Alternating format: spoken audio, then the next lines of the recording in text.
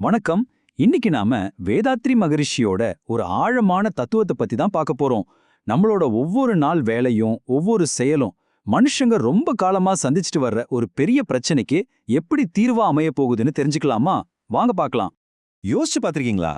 நம்ம எல்லாருக்கும் வழிகாட்டணும், நம்மள ஒன்னா சேர்க்கணும்னு உருவாக்கப்பட்ட மதங்கள் ஏன் பல நேரங்கள்ல சண்டைகளுக்கும் மோதல்களுக்கும் காரணமா இருக்கு? இதுக்கு பதில் ரொம்ப சிம்பிளான ஆனா ரொம்ப முக்கியமான ஒரு தப்பான புரிதல்ல தான் இருக்கு. அப்போ இந்த பிரச்சனைய சரியா புரிஞ்சுக்க நாம முதல்ல மதம், சமயம் இந்த ரெண்டு வார்த்தைகளுக்கும் நடுவுல இருக்கிற முக்கியமான வித்தியாசத்தை தெரிஞ்சுக்கணும். இப்போ பாருங்க, மதம் அப்படிங்கிறது ஒரு மூடி போட்ட பெட்டி மாதிரி. அதுக்குள்ள இருக்கிற விதிகள் ரொம்ப இறுக்கமா நிலையா இருக்கும். காலத்துக்கு ஏத்த மாதிரி அதை மாத்த முடியாது. ஆனா சமயம் அப்படி இல்ல. அது ஒரு உயிருள்ள கொள்கை. அது காலத்துக்கு ஏத்த மாதிரி புதுசு புது நல்ல விஷயங்களை உள்ள ஏத்துக்கும், தேவையில்லாத பழக்க வழக்கங்களை விட்டுடும். அது வளர்ந்துகிட்டே இருக்கும். அப்போ பிரச்சனை எங்க ஆரம்பிக்குதுன்னா, ரொம்ப எளிமையா காலத்துக்கு ஏத்த மாதிரி இருந்த ஒரு சமயம், அதாவது ஒரு நல்ல கொள்கை, ஒரு காலகட்டத்துல அப்படியே ஒரு இறுக்கமான மதமா மாறும்போது தான். பெரிய ஞானிகள் சொன்ன நல்ல கருத்துக்களெல்லாம் மாத்தவே முடியாத சட்டத்திட்டங்களுக்குள்ள அடைக்கப்படும்போது அதோட உண்மையான நோக்கமே, அதாவது மக்களை ஒன்னா சேர்க்கிற அந்த தன்மையே போயிடுது. சரி, இந்த சண்டைகளுக்கு உண்மையான மூல காரணம் என்ன? ஒரு சின்ன உதாரணம் மூலமா இதை ரொம்ப அழகா புரிஞ்சுக்கலாம். மகரிஷி ஒரு அருமையான கேள்வி கேட்கிறாரு. ஒரு டாக்டர் ஒரு மருந்த சுக்குன்னு சொல்றாரு. அதே மருந்த மொழி தெரியாத இன்னொரு டாக்டர் ட்ரை ஜிஞ்சர்னு சொல்றாரு. இப்போ மருந்து வேற வேறையா இல்ல பேரு மட்டும்தான் வேறையா? இதே மாதிரி தான் மக்கள் ஒரே கடவுள, ஒரே சக்திய ஒருத்தர் அல்லானும் இன்னொருத்தர் சிவன்னும் கூப்பிடுறாங்க. ஆனா அந்த பேரை வச்சு சண்டை போட்டுக்கிறாங்க. இங்க பிரச்சனை அந்த பேர்கள் தானே தவிர அந்த உண்மை இல்ல. அப்போ பெயர்கள் தான் வேற வேறன்னா எல்லா மதங்களும் சுட்டிக்காட்டுற அந்த பொதுவான உண்மை என்ன? நீங்க எந்த மதத்தை எடுத்து பார்த்தாலும் அதுக்குள்ள ரெண்டு அடிப்படை விஷயங்கள் தான் இருக்கும். அதுல ஒண்ணு இறை வழிபாடு. இது நம்மளோட உணர்வை உயர்த்தி அந்த தெய்வீக சக்தியை புரிஞ்சுக்கிறதுக்கான ஒரு உள்முக பயணம். இன்னொன்னு அற வழிபாடு. இது மற்ற உயிர்களோட நம்ம எப்படி இணக்கமா, அன்பா, நேர்மையா வாழணும்னு சொல்ற ஒரு வெளிமுக பயணம். சரி, இந்த ரெண்டு வழிபாட்டையும், அதாவது இறை வழிபாட்டையும் அற வழிபாட்டையும் நம்மளோட அன்றாட வாழ்க்கையில ஒன்னா சேர்க்கறது எப்படி? அதுக்கு ஒரு வழி இருக்கா? நிச்சயமா இருக்கு. அதுக்கு பேர் தான் கர்மயோகம். வாங்க இத பத்தி கொஞ்சம் ஆழமா பார்க்கலாம்.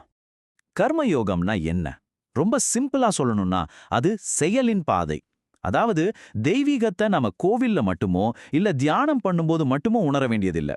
நாம செய்யற ஒவ்வொரு வேலையிலையும் ஒவ்வொரு சின்ன சின்ன செயல்லையும் அந்த இறை உணர்வை கொண்டு வர்றது தான் கர்மயோகம். இந்த கர்மயோகத்தை கடைபிடிக்க ரெண்டு விஷயங்கள் ரொம்ப முக்கியம். ஒன்னு, விளைவறிந்த செயல். அப்படின்னா நாம செய்யற எந்த ஒரு செயலுக்கும் என்ன விளைவு வரும், முன்னாடி, இப்போ, பின்னாடி அப்படின்னு முழுசா உணர்ந்து செய்யறது. ரெண்டாவது, கடமை உணர்வு. இந்த சமூகம் நமக்கு எவ்வளவு கொடுத்திருக்குன்னு புரிஞ்சுகிட்ட நம்மளோட உழைப்ப ஒரு சேவையா திருப்பி தர்றது. இந்த கடமை உணர்வுங்கிறது ஏதோ பெரிய தத்துவம்லாம் இல்ல. ரொம்ப சிம்பிள். இப்போ நீங்க மத்தியான சாப்பாடை சாப்பிடுறீங்கன்னு வச்சுக்கோங்க. அந்த சாப்பாட்டுல இருக்கிற அரிசி, நீங்க சாப்பிடுற தட்டு, இதுக்கெல்லாம் பின்னாடி உலகம் முழுக்க எத்தனையோ பேரோட உழைப்பு இருக்கு இல்லையா? அந்த கூட்டு உழைப்புக்கு நாம நன்றி கடனா நம்மளோட வேலையை சரியா செய்யறது தான் கடமை. பாருங்க, நம்ம எல்லாரும் எப்படி ஒன்னோட ஒன்னு பிணைஞ்சிருக்கோன்னு.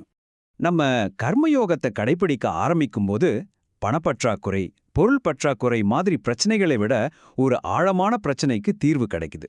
மகரிஷி அத அறிவின் வறுமை அப்படின்னு சொல்றாரு. அதாவது வெளியிலிருந்து பார்க்கும்போது உலகத்துல வளங்கள் பத்தல, சாப்பாடு பத்தலன்னு நாம நினைக்கலாம். ஆனா உண்மையான பிரச்சனை அது இல்ல. உண்மையான பிரச்சனை அறிவின் வறுமை தான். நாம எல்லாரும் ஒண்ணுக்கொன்னு சம்மந்தப்பட்டவங்கன்றத புரிஞ்சுக்காததும், நம்ம செயல்கள் மத்தவங்களை எப்படி பாதிக்குதுன்னு தெரிஞ்சுக்காததும் தான் உண்மையான வறுமை. இந்த அறிவின் வறுமைக்கு கர்மயோகம் ஒரு அருமையான மருந்து. ஏன்னா நாம விழிப்புணர்வோடையும் கடமை உணர்வோடும் செயல்படும்போது நம்மளோட சாதாரண வேலைகள் கூட ஒரு புனிதமான சேவையா மாறிடுது. நம்ம வாழ்க்கையோட ஒவ்வொரு நிமிஷமும் ஒரு வழிபாடா, ஒரு ஆழமான இணைப்பா மாறுது. கடைசியா இந்த ஒரு கேள்வியோட இந்த பதிவை முடிச்சுக்கலாம். யோசிச்சு பாருங்க, நம்ம வேலை பார்க்குற இடத்துல, நம்ம வீட்ல, சமூகத்துலன்னு நாம செய்யற ஒவ்வொரு செயலையும் எல்லாரோட நன்மைக்காகவும் செய்யற ஒரு அர்ப்பணிப்பா நினைச்சு செஞ்சா இந்த உலகம் எப்படி மாறும்? இந்த பாதையை நாம பிடிக்கும்போது புனிதம், உலகியல்னு எந்த வேறுபாடும் இருக்காது. ஒவ்வொரு நொடியும் வளர்ச்சிக்கும் ஒற்றுமைக்கான வாய்ப்பா அமையும். இந்த விளக்கம் உங்களுக்கு பிடிச்சிருந்தா மறக்காம Gravity God Spiritual Reality YouTube சேனலுக்கு சப்ஸ்கிரைப் பண்ணுங்க. நன்றி.